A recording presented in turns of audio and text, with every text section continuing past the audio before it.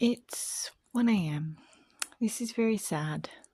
It was supposed to be one of a pair of stockings.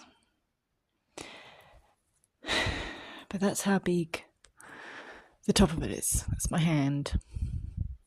And that is several inches too big. It needs to be like that big to then have a bit of stretch. So that is a hole that many inches too big, if not even that. So I'll probably need to undo all of that, which is so disappointing. So I think I've worked out what I'm going to do. Aside from clearly say hello to my cat, I want to just start it again. Yes, I will.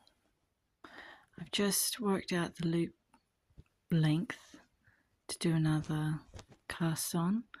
It's done in the Estonian cast on way. So I've just worked that out. I think what I did wrong was I effectively did it, misread the pattern. I did it for 2 circular needles, but the long length on both rather than one long, one short, the quantity of stitches. So it was about 1/3 more stitches than I needed, which is accurate. I'm not going to undo it at this point. I just can't bring myself to. Also, I don't know whether I want to use it. I might use it either as the base of a camisole. I don't think I will. Or I might use it as little fingerless mitts. I wear them all the time. It is large, so I would have to cut it in quarters, and so that it's in 4 6-inch length strips, and then graft them together and sew the seams, which I might do, I might not. I might need the yarn. I will make the stockings first. But it's now very, very late. I feel a little bit better having worked out what I'm going to do from here. I'm going to cast on again without undoing. I don't need to ball up the other skein yet. I'm just going to work with what I've got here. I'll leave this attached for now. I might cut it in a day or two. I'll see, like separate this from this. But in the meantime, that's the plan. So I was impatient and I didn't want to wait for the stockings to be done before I did something with that strip of knitting. So I began working on them. They were making me sad, looking at this sad circle of knitting on the coffee table in front of me every day. So I chopped them up. They are technically into not exactly even quarters. I made them so that 2 were about 1 inch, 1.5 inches bigger than the other 2, so that the 2 larger quarters will fit around the top portion of my hand, and the 2 smaller quarters will fit around the bottom portion around my wrist. There's about 1 inch, 1.5 inches difference there. Now I know that of course there's no real shaping between those 2 halves, so I was just going to graft them together with effectively knit 2 togethers to account for the fact that there's more stitches in the top half than the bottom half, and hope that the knitting just kind of stretches itself and conforms itself to the shape of my hand. So to cut these into quarters, I first of all had to mark out exactly which column it is that I'm wanting to cut, and check and triple check and quadruple check, and probably about 10-12 times going through and checking. I didn't count the exact number of stitches across each quarter, but as best as I could. I had removed all of the stitches from the circular needles by placing them onto some size 10 cotton thread, crochet cotton thread, which meant that the knitting had no stiffness or other shaping from the circular needles at the top. It was only the shape of the knitting that was creating anything. You can see here it's already missing 2 of its quarters. I've already taken those off. So all I'm doing here is I am having marked exactly the bars between the 2 columns that I am wanting cut. I'm marking exactly where it is that I'm wanting to reinforce beforehand, which is what the pins are. I began to work my way up, sewing each stitch. Because it's got quite a high silk component in the yarn, I know that as I was knitting it, any time I dropped a stitch, or even half dropped a stitch, it wanted to just undo so fast, all the way down. It didn't get all the way down, but it would drop so many more rows than a normal wool or mohair or alpaca. And so I was really conscious of the fact that I didn't want, although normally cutting sideways up the knitting, it doesn't unravel in the same way as when you drop a stitch. I was aware that the silk component in it meant that it was highly likely to want to unravel more than it would otherwise. So I wanted to give it extra reinforcing. So on the first one, I did it by crocheting up around 2 bars, which did work and has been secure. I wanted to do something that felt more secure, and perhaps because I do so much sewing elsewhere, the needle thread seemed to me to be the more secure option that I could go with. So what I'm doing, instead of just going straight through underneath and just kind of cradling each stitch, I'm actually going directly through the middle of each and every knitted strand. And I'm doing this on a slanting diagonal whip stitch. So each stitch is actually sewn through about twice. That means that it's got that much greater strength. I'm going straight through the middle of the stitches. So each individual bit of yarn, it's got this sewing thread that works its way through multiple times. So I did this in the hopes that this would not undo at all. So I just worked my way up the one side and then all the way back down the other.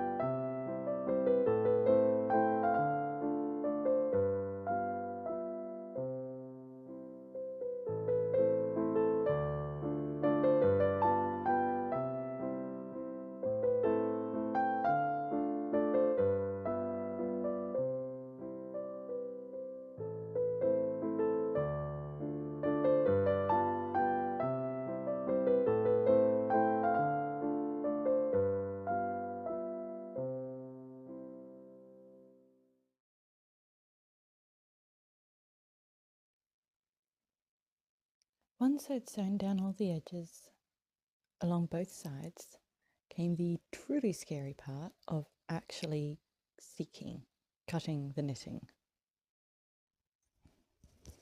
I'm using these tiny little sharp scissors, and you can see the exact line of the bars between the stitches that I'm planning on cutting. My stitches to sew down the knitting stitches on either side, my sewing stitches, have, particularly when I pull my knitting ever so slightly apart, they highlight that bar that I'm wanting to cut beautifully.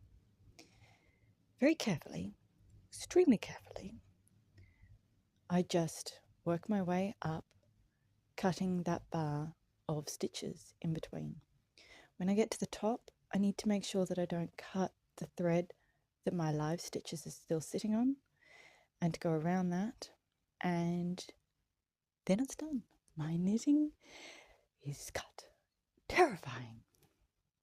So now that I've got the 4 quarters in their separate portions, the thing that I need to do is to get them to all turn into mitts. So I need to line them all up. I need to graft the top and bottom together of each of them, and then I need to seam them. In order to graft them together, I'm going to undo the last couple of rows of knitting on each of them, because those couple of rows, they were done in purl or eyelets in order to create the little eyelet border for the next part that I was up to there. So I don't want a little half purl border in the middle of my mitts.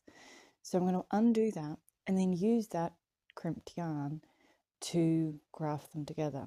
So the first thing to do is to pick up all the stitches all the way along just underneath that purl couple of rows, depending on where I am exactly in the round.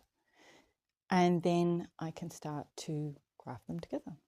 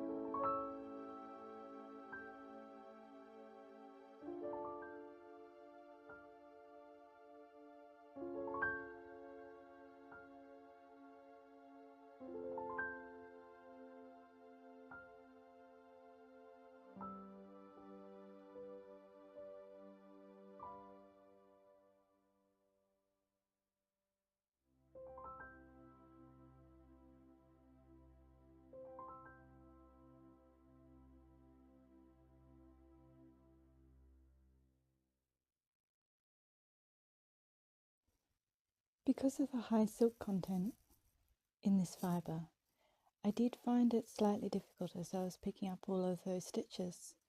I found it very easy for a tiny little portion of a stitch beside, above, below to catch on. And you can see when I pull through the thread, it snags and it's hooked on my needle, but it's not easily seen, it's not easily fixed. Sometimes if it's just a tiny little portion, I just snip the fibre. Other times, particularly if it's a drop stitch or two, I just pick them up as I work my way back along. And I did find that rather interesting. The high silk content made it in a way harder to see that, but also ironically harder to fix, because unlike a wool or a mohair that would just kind of, the fibres would part ways, it didn't just part ways. So that made that a little bit more challenging. It was not a problem, it just required a little bit more care than I thought that it would do.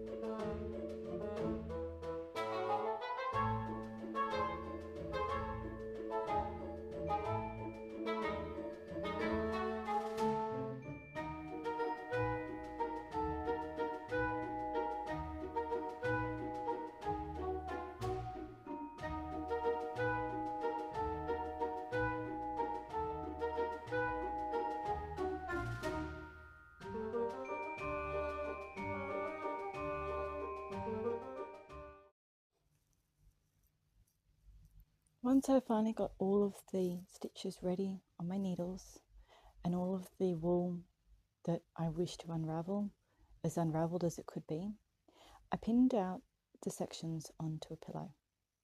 And as you'll see over time, this changed. I would have them pinned, I would lift them up so I was holding them both in my left hand.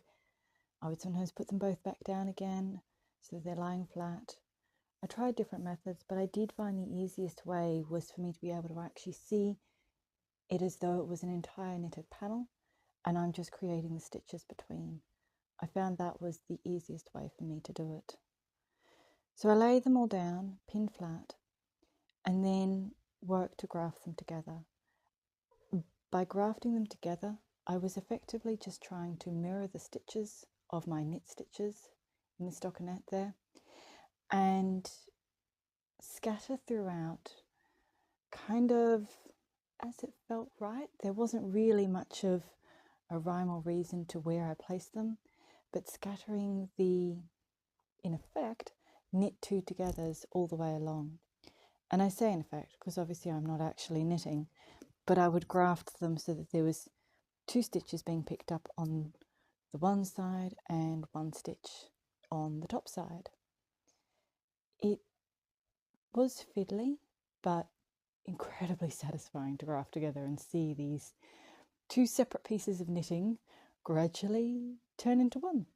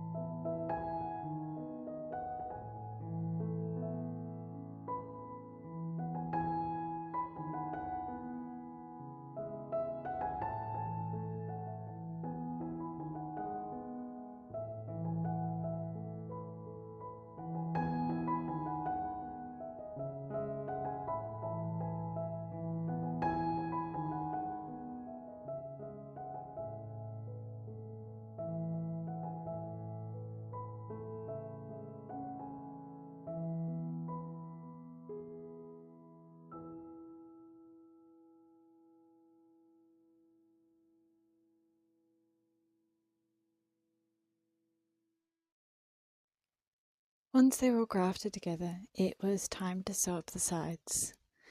I used my knitting needles to hold them together because they're so fine, they just worked like long pins. And I sewed up the sides, carefully trying to keep the outside as even as the inside, at the same time trying to maximize the width that I have. I blanket stitched around the thumb opening so that it would be sealed and look neat and nice and pretty when I had them on. And I worked my way up the entire length of the mitts, making sure to enclose each and every row of the knitted stitches, making sure that as I went up, each and every point where the knitted rows had been cut, that